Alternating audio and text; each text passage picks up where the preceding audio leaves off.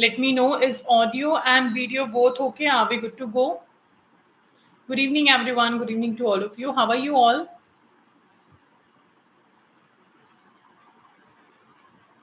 Practice with the module D, and today we are going to cover with the another session. Okay, so let's start. First of all, this is second demo, and you know your exam dates. Our first paper will be on your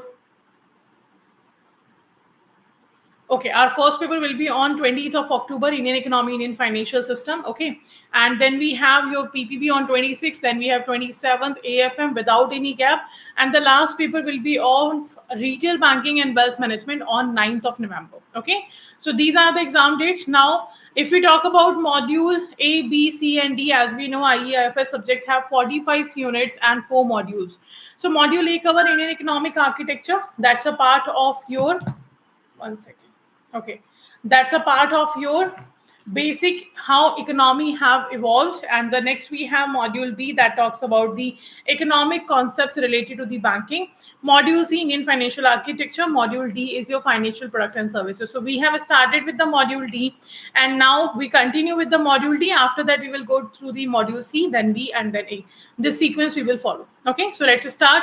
Okay, in the last class, we have practiced a certain number of questions. Today, we are going to do the same. But what you have to do in this particular session, do make sure you keep counting the number of questions which you are giving right answer of. Okay, like if, for example, we have discussed only 10 questions. So you have to tell me in the end of the session that how many answers you have given correct out of the 10 questions. Okay, so do make sure you keep counting how many answers you are giving correct. So let's start with the first question that is talking about your PPF, Public Provident Fund. And the question is, which of the following is our correct statement regarding the PPF, Public Provident Fund? So what is your answer? A, B, C, or D? So read all the statement carefully and then let me know which of the following is correct about the Public Provident Fund. Also, those who are watching us on JAIIB CIB English Medium channel, do make sure you ask your doubts as well, because I am checking your comments also. Okay. So if you have any doubt, then you can ask in the comment section. I am checking your comments. Also, apart from that, do make sure you share the session with your other bankers who you know that they are preparing for the JAIIB October-November paper. Do share this session with them, and also keep answering the question here. Okay, so answer of the first question will be B. I got the first answer, that is B. Okay, what about rest?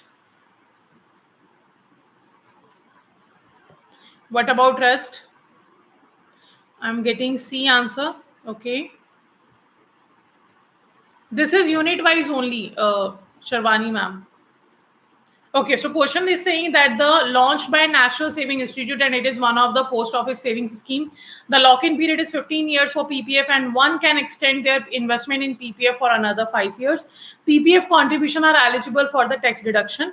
Third is saying the minimum investment of into a PPF is 500 and maximum is 1,50,000.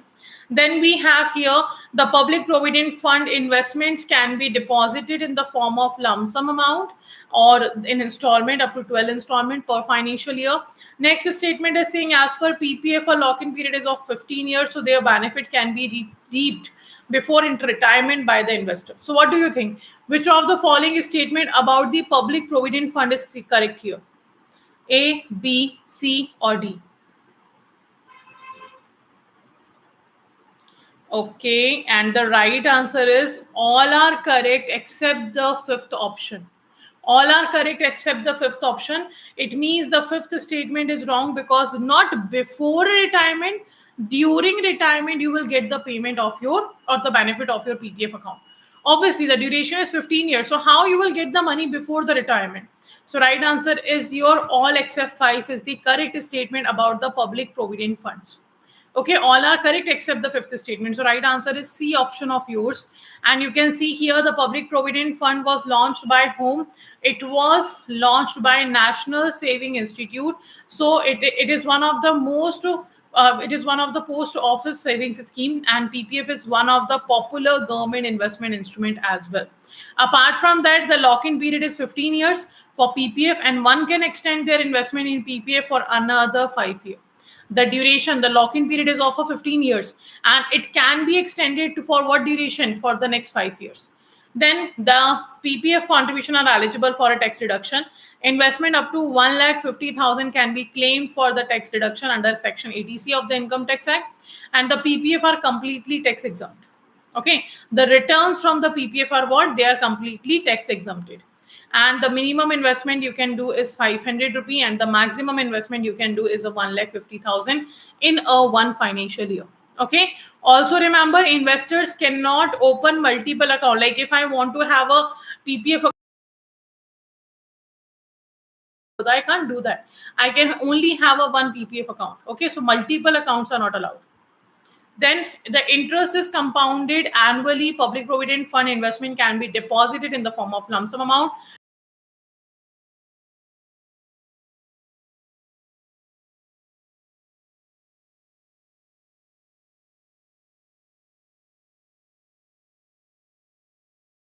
Or an installment that can be up to 12 months. Okay, apart from that, you can see here the NRI and Hindu undivided families are not eligible to open the PPF account. Okay, who are not eligible? The NRIs and Hindu undivided families are not eligible to open any kind of PPF account in the country. Apart from that, you can see the PPF lock-in period is 15 years, and their benefit will be reaped during the retirement by the investor. Okay, not before the retirement, during the retirement it will be done. Okay, during the retirement it will be done. So the right answer was your all was correct except the fifth statement, that is the C option. All the statement was correct. Okay, now filling the blanks. The term annuity simply means now filling the blank question is there. So you have to answer the filling the blank question. Four filling the blanks have been given. Hana, 4 blanks are given here. Now, the first is saying the term annuity simply means a regular and periodic payment. Insurance companies can pay dash annuity to individuals or their dependents after their death over a number of years. So, in return for money paid earlier to the insurance company, either in lump sum or in installment, annuities start where dash ends. It is called as the reverse of your dash. Annuity stop upon the death of a person, whereas the theoretically life insurance start on the dash of the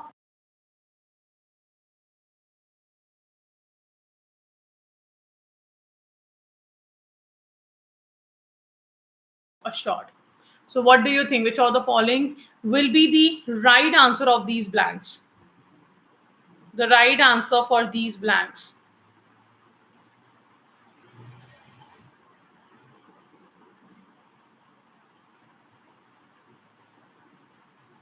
Do make sure you keep counting the answers, like the questions, how many questions you are giving correct.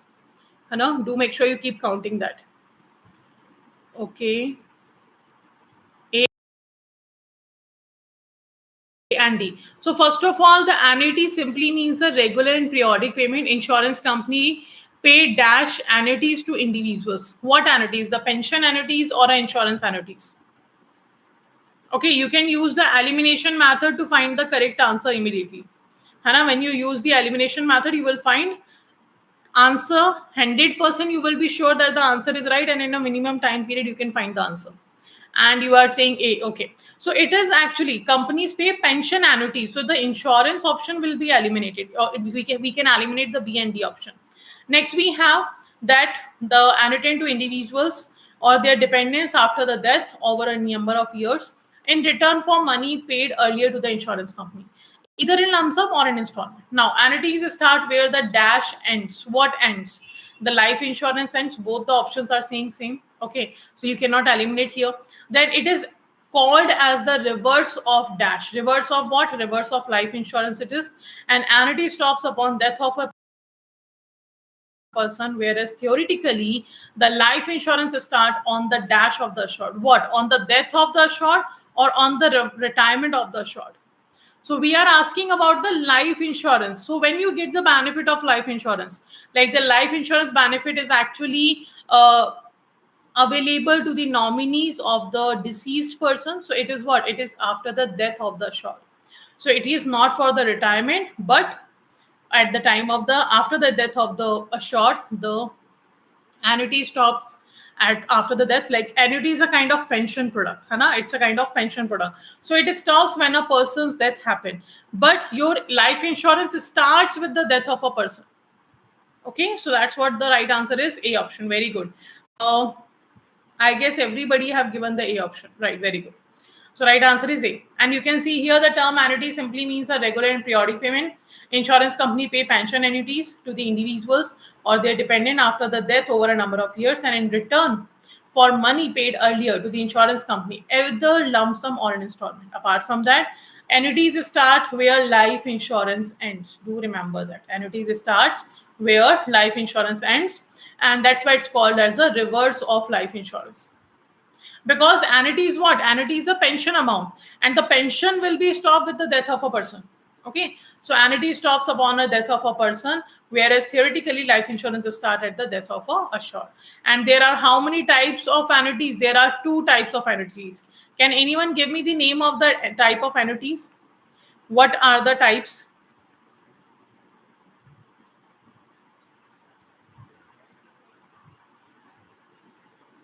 The types of annuities are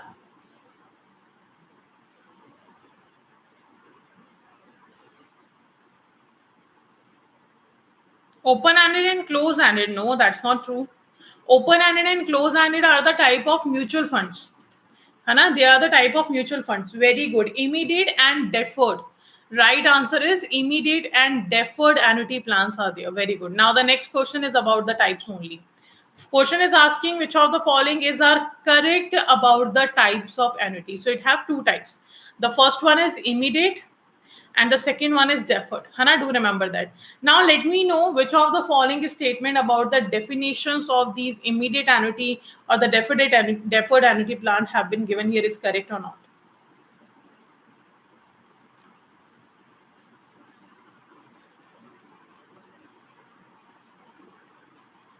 So immediate annuity begins at once, okay, and immediate annuity is purchased with a single premium that called the purchase price.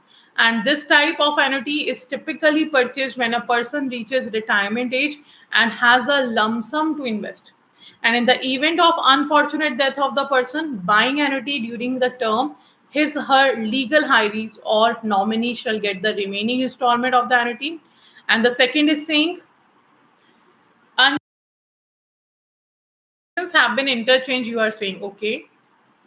Actually, no, it have not been done. The right answer is C option. Both are correct. In the immediate annuity, it begins at once only. Hana, it's like you have purchased with a single premium.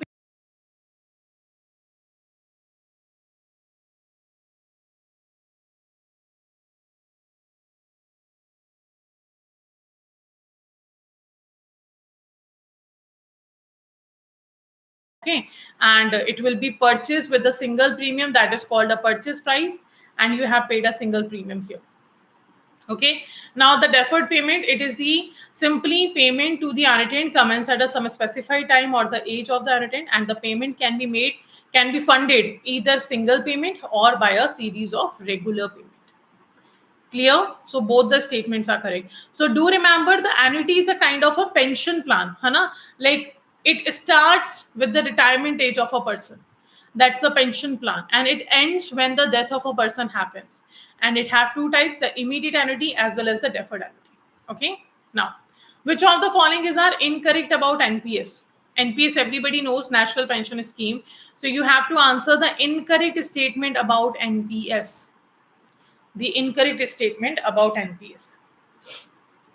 A, B, C, or D. Read it very carefully and then let me know which statement is incorrect.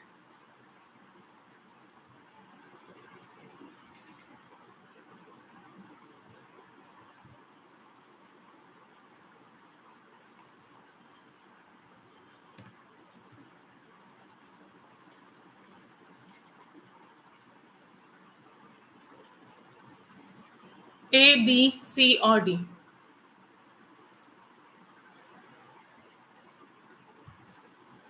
Okay, I'm getting the answer. D, C, and B. 3 options are coming. D, C, and B. Okay, what about rest?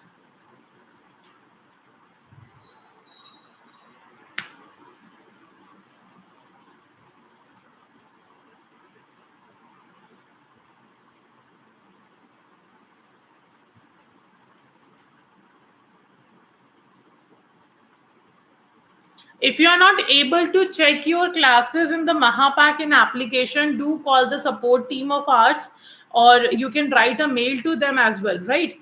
Drop a mail to the support team, as well as you can do what? You can simply go and call the support team. They will look after this issue. Okay, immediately call the support team. Okay, and the answer is I'm getting B, C, B and C, two options are coming. D is also there. So let's see. So first is saying this pension program is open to employees from the public, private, even unorganized sector, including the employees from armed force.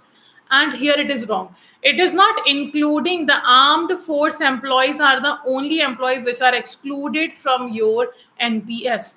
The public employee, private employee, unorganized sector, they are covered, but not the armed forces. So first is wrong.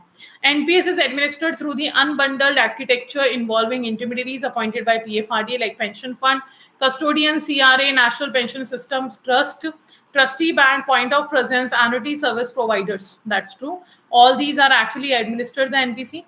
And NSDL is the designated CRA. Very good. That is also correct. The NSDL, National Securities Depository Limited, that's a depository system of our NSE, National Stock Exchange. And it is actually right now working as a central record keeping agency for the NPS. Okay, do remember that. And the NPS offer two approaches to invest in the subscribers' money, that is active choice and the auto choice. That's both are correct.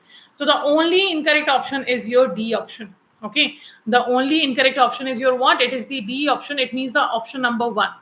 Acha, question is asking incorrect. 1 second. So here, let me change the option. Incorrect statement is only your option number 1 or statement 1. So we will write here only 1. Okay, we will write here only 1. That's the incorrect. And the answer will be now is your A. Okay, because it is asking the incorrect statement, and the incorrect statement is only 1, not the all except 1. Only 1 statement is wrong. So right answer will be only 1.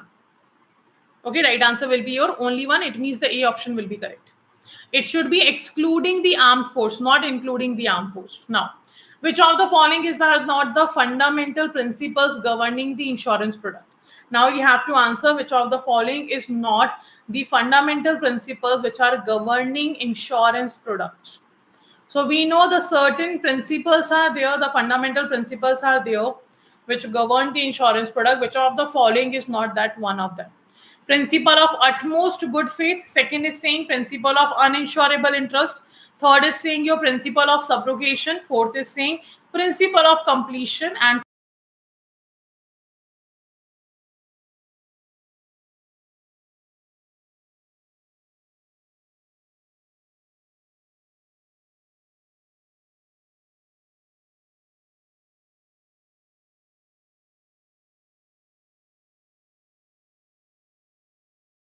fifth is saying principle.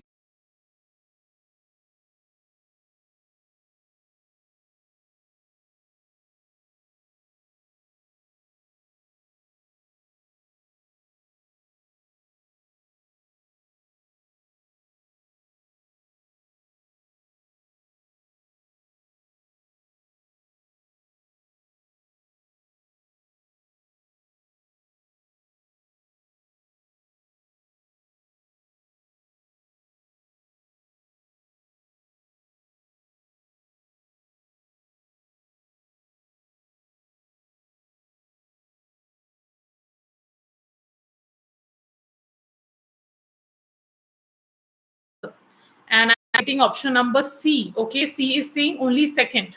Done. And B option is also there, that is second and fourth. What about rest?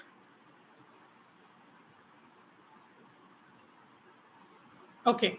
So here we have the answer. Uninsurable is wrong. It should be insurable interest. When we talk about the insurable interest, it means whatever we are doing the services of. Like whenever we are providing insurance to some particular asset, it should have a monetary value. It should have a insurable. Yes, it should have a financial value. So that's wrong. And also it's not a principle of completion. It's a principle of contribution, where if two insurance companies are, then at the time of making the payment of sum assured, it have to be done, or it have to be calculated on both the side of the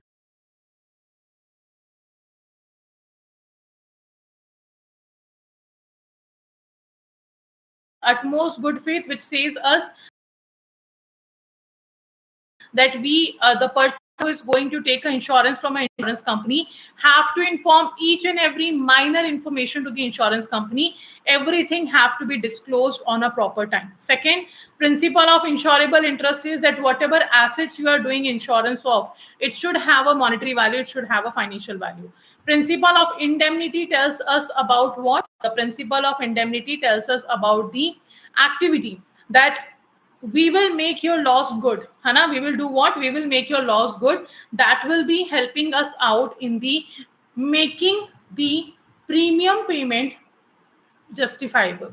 So the indemnity says that the insurance company is promising us that no matter what loss you will be bearing, we will make that loss good for you. That is known as principle of indemnity.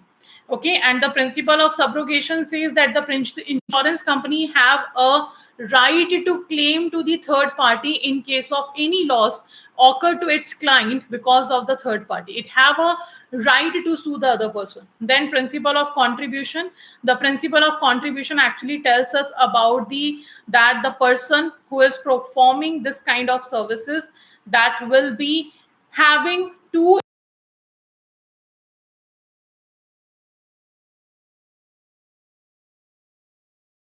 insurance companies get insured for the certain particular one assets, then it will get the amount of money sum insured from the both party. Like the both parties will be distributing the amount of sum insured equally with each other.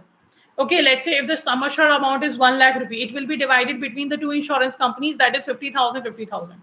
That's the principle of contribution. Then we have principle of proximate cost. Principle of proximate cost says that you have to find out the nearest cause. Like the loss happened to the person and we have to find out the nearest cause because of which the loss happened to the person, and accordingly we will make the payment of insurance, otherwise no. So these are what? These are the certain fundamentals of your insurance product.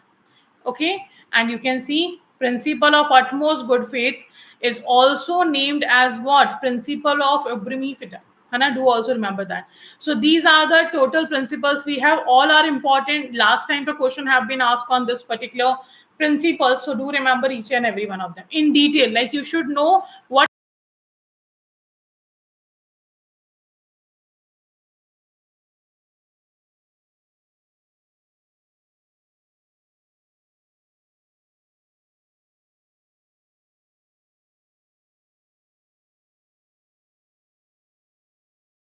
actually the principle of contribution is, what actually the principle of utmost good faith is.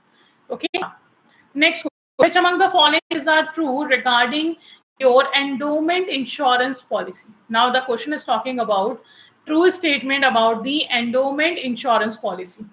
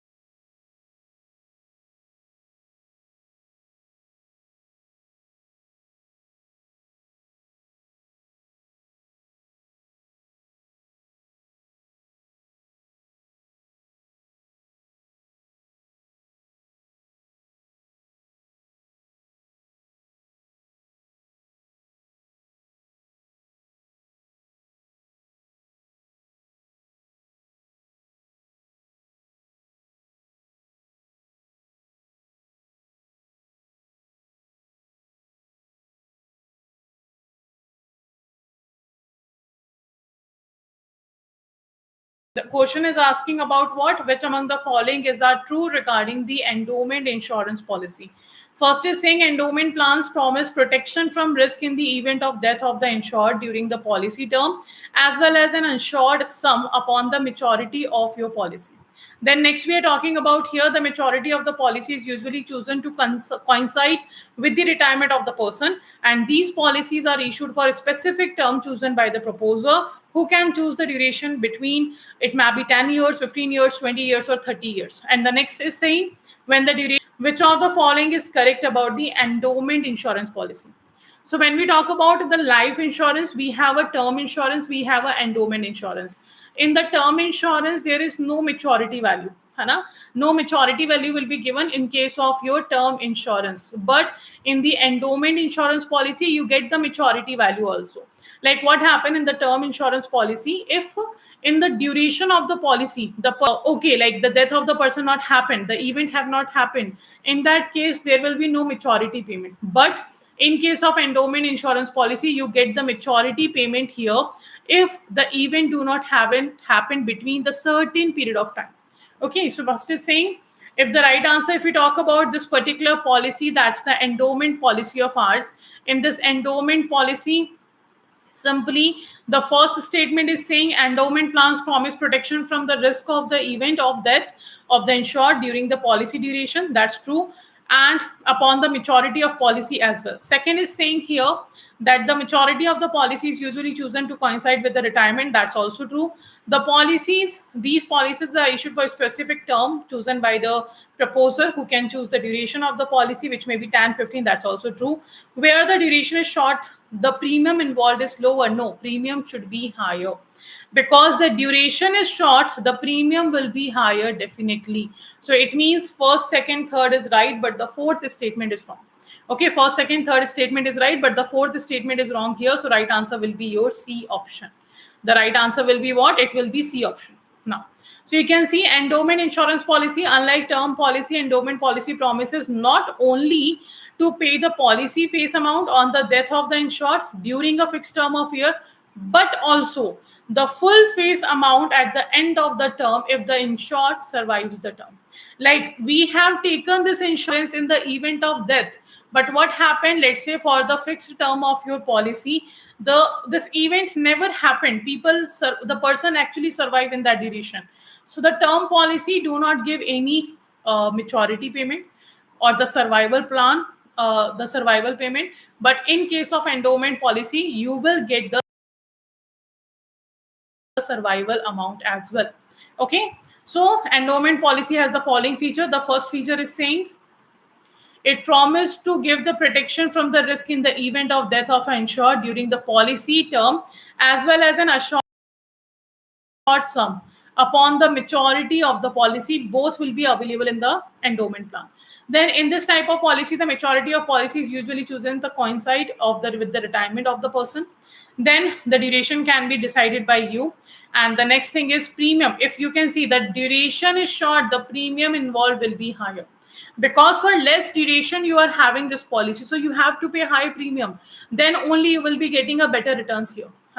So that's what the endowment insurance policy is. Now, next question about the insurance ombudsman. Like we have insurance ombudsman, we also have a integrated ombudsman scheme for the banking sector. Okay, so first question is saying which among the following statement is not a feature of your insurance ombudsman? Which of the following is not a feature of your insurance ombudsman? First is saying insurance ombudsman operates only within the territorial limits specified on the insurance ombudsman website. Like a jurisdiction have been decided, and then in between that jurisdiction, you can apply for the case. Second is saying the insurance ombudsman can award compensation up to 30 lakhs that exclude the relevant expenses. Third, any complainant whose complaint on the same subject matter is or was before a court or consumer forum, it cannot approach to the ombudsman. Like if you have already approached to the court or the consumer forum, then you cannot go to the insurance ombudsman. The last is saying no fees or charges are required to be paid. So what do you think? Which of the following is not a feature of your insurance ombudsman?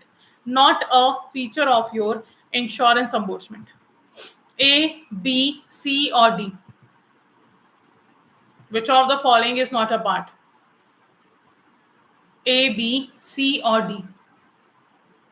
Okay, I am getting the answer B and A. A is right. What's wrong with the A? A is correct. It operates only within the territorial limit. Now, in the integrated ombudsman scheme, this have been removed. Earlier in the banking ombudsman, this used to happen, like in which jurisdiction your branch is coming. Accordingly, that ombudsman you can go and complain to. But now we have one ombudsman for one nation. In case of banking sector, NBFC and digital transaction. But when it comes to the insurance, it's the same. Okay. Second is wrong because it's saying excluding the relevant expenses. It should be including relevant expenses. Okay, so right answer is your B. It is wrong. It's not a feature of insurance ombudsman. Okay, the third and fourth is correct. It should be, yes, very good. It should be including. Right answer is B. Next. So you can see insurance ombudsman is provided with the secretariat staff by Adda and as may be determined by the Council for Insurance Ombudsman. Now, this is also important if we talk about the expenses. The total expenses for running the institution are borne by the Life Insurance Council and the General Insurance Council. This question can be asked in, like, let's say, for example, we can say in one liner pattern of question, it can be asked like, who bears the expenses of your insurance ombudsman? So it is beared by whom? By the Life Insurance Council and the General Insurance Council. Okay, in such proportion as the Council for Insurance Ombudsman may, by a general or special order, specify from time to time. Okay, so they will bear the expenses. Now, to whom complaint to be lodged? So complaint to be lodged with the insurance ombudsman under the whose jurisdiction? Territorial jurisdiction, the branch or office of the insurer or the insurance broker complaint against. The complaint against. So you have to check, like the complaint came for the X particular branch. Then in that particular jurisdiction, we have whatever insurance ombudsman, their office we have to go. Okay, so there is still a restriction of territorial jurisdiction that have to be followed by the customers. Apart from that, the maximum limit up to which the compensation can be awarded is 30 lakh, including all the relevant expenses. It should be including, not excluding. Next, any complaint whose complaint on the same subject matter or was before the court or consumer forum, they cannot approach to whom? To the ombudsman. Either you can go to the ombudsman or you can go to the court or consumer forum. Time period is in case both parties agree for mediation, the ombudsman shall give his recommendation within 1 month of the date of receipt or mutual return, like the parties are ready to do the settlement. In that case, 1 month will be given. But if we say otherwise, the award will be given within 3 months of the receipt of all requirement. Sorry. Okay. Otherwise, the 3 months will be taken, or the 1 month if parties are agree to do the settlement. Fee. No fee or charge are required to be paid. We are saying what? No fees or charges required to be paid in case of your ombudsman. So do remember all these points. It is important for the insurance ombudsman. Now, next we have, which among the following is not true about the net owned fund? Not true statement about the net fund offer, NFO. Not true about the new fund offer, NFO. So like we have IPO, FPO in the share market. Similarly, we have in the mutual fund market the NFO. That's a new fund offer. So whenever a mutual fund issues its new unit or its new scheme, they issue before that the new fund offer. And that new fund offer tells us about the new scheme of mutual fund as well as the new particular unit of a mutual fund. Okay, so first is saying the minimum subscription amount of debt oriented and balanced scheme at the time of new fund offer should be at least 20 crores. Second is saying the scheme for which there has been an NFO, it should be available for ongoing repurchase, sale or trading within 5 business days of the allotment. Third is saying that in case of your open-ended mutual fund or closed-ended mutual fund, except your ELSS, equity linked savings scheme, the NFO should be open for 15 days. And the fourth is saying none of the above. So what do you think? Which of the following is not true about your NFO? A, B, C or D?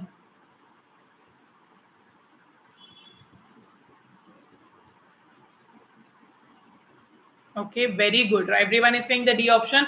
None of them is not true. All the statement are true here about the NFO. Hana? So you can see right answer is D. And the process through which a mutual fund scheme launches a new mutual fund is called a new fund offer or NFO. Hana? So simply the particular, it's what? It's a process through which a new mutual fund is offered a new scheme that is known as a NFO. Okay. Apart from that, in case of open-ended, close-ended, except the ELSS scheme, it will be open for 15 days. Hana? And the minimum subscription amount of debt-oriented as well as balanced scheme at the time of your new fund offer, it should be at least 20 crore. Okay. And for the other scheme, it should be at least your 10 crores. So do remember, debt and balanced, for them it is at least 20 crore. For other scheme it should be 10 crores. Okay. Now also remember, the scheme for which there has been an NFO should be available for ongoing repurchase or sale or trading within 5 business days of your allotment. Apart from that, the NFO can make its investment only after the offer period closes, and it must allot the units and send the account statement to the investor within 5 days of closure of NFO. Hana? How many days? Within 5 days of closure of your NFO, the details about the units and the account statement will be sent to the investor, and at the after the 5 days of your closure of your NFO. Okay, so new fund offer simply a process used by the mutual funds in which they issue the new scheme or they introduce the new mutual fund.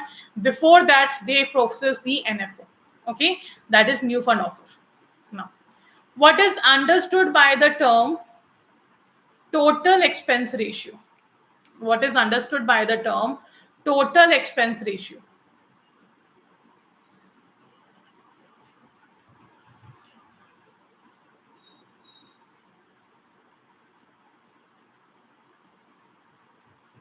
The total expense ratio. It determines the fee of the fund manager in proportion to the NAV. Second, it determines the yield that a fund manager would be able to generate for the investor. It determines the yield that an investor will be able to drive from the scheme, both B and C. So what do you think? Which of the following are correct about the total expense ratio? Okay, D, both B and C. So we are talking about the total expense ratio. What is total expense ratio? It's simply a kind of, we can say it's the expense ratio is the important parameter when we talk about the yield that an investor will be able to drive from the mutual fund scheme. Okay, that yield will be defined with the help of expense ratio. Okay, we are getting answer D and B. Two options are there. Okay. So first is saying it determines the fees of the fund manager in proportion to NAV. No. It determines the yield. Yes. It determines the return. Yield means the return that a fund manager would be able to generate for the investor. That's true. It determines the yield that the investor will be able to drive from the scheme, obviously. So right answer is D. B and C both are correct.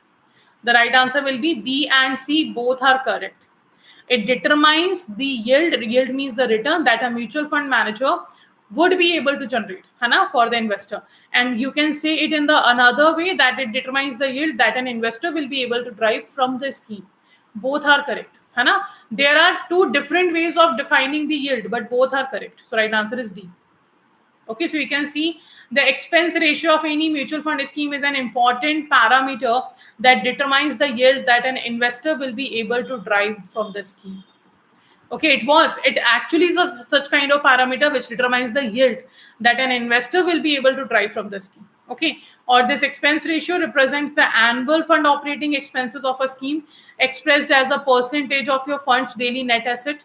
Operating expenses of a scheme constitute its administration, its management, advertising related expenses, and the expense ratio. Do remember that the expense ratio of 1% per annum means each year 1% of funds total assets will be used to cover the expenses. So simply, if you are, let's say for example, I thought that I should start a coaching for JIB CIB. Now what I have to do, I have to spend certain money. I need a physical infrastructure, I need an office, I need a, let's say, studio, a proper computer or laptop or MacBook, whatever is required, है ना? And proper lighting is required, proper cameras are required. So I have to spend certain amount of money on it. So what I will get in the return, that will be calculated from the money I earn. Out of that, all the expenses that I have done have to be removed. So expense ratio is what? If we say expense ratio of 1% per annum means every year 1% of your fund's total asset will be used to cover your expenses, which you have used to issue the new scheme of mutual fund. Okay, so expense ratio of any mutual fund scheme is an important parameter, and it actually determines the return that the investor will be able to derive from the scheme. Okay, that's an important term. Do remember that. Which among the following are classified 3 grades of rating? If we talk about the 3 grades, what are the 3 grades of rating here? Is it high investment grade, speculative grade? Is it high investment grade, low investment grade, speculative grade? Is it investment grade, speculative grade, or hedge grades? Is it high investment, middle investment, low investment? Which of the following is correct? A, B, C, or D? So it's not a risk that we will calculating as a high investment, middle investment, low.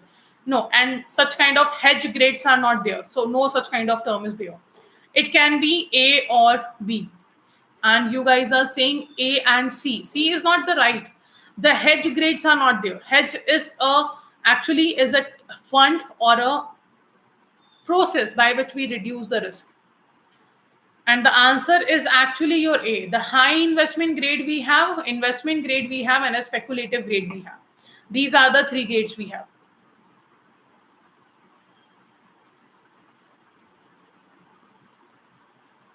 Okay. Now, so you can see here investment grade, high investment grade and speculative. A is the right answer. Rating are classified into 3 grades: high investment, and speculative. Okay, and broadly speaking, ratings are divided by the credit rating agencies into 3 levels. That is investment grade, non-investment grade, and the default grade. So investment grade is what? Investment grade is considered by the CRS to be significantly safer grade than the rest. Okay, so it's not like if you are getting a high investment grade that there is no chance of risk. Still there is a chance of risk, but comparatively low. If you are having a AAA kind of rating, it doesn't mean that you will never default. It means there is a very less chances of a default. Okay, and if you get the rating of D, it says that you have a very high chances of a default. Clear? So rating agencies use the symbol like AAA, AA, BBB, B, C, D to convey the credit rating to the investor for a long tenure instrument. Okay, and we have around 14 to 15 categories in which we have classified the ratings, and signs we have plus minus are used to further fine tune the rating, and the suffix plus minus is also used to indicate the comparative position of the instrument within the group, which is covered by the symbol. So BBB lies 1 notch above the better BB. Okay, so the best rating we have is AAA, then AA. Okay, then we have BBB. A you will count here. Then we have BBB. Then we have BB. Then B, C, and D. So this is lowest chances of risk. Okay, and here highest chances of risk. Okay, so this is what the credit risk is talking about, and you can see high investment grade covers your AAA, AA, A, and BBB. Speculative covers BB, B, C, and D. These symbols are just current opinion of an agency, and they are not recommendation. Do remember this. The credit rating agency simply tells you about the situation of a company, the particular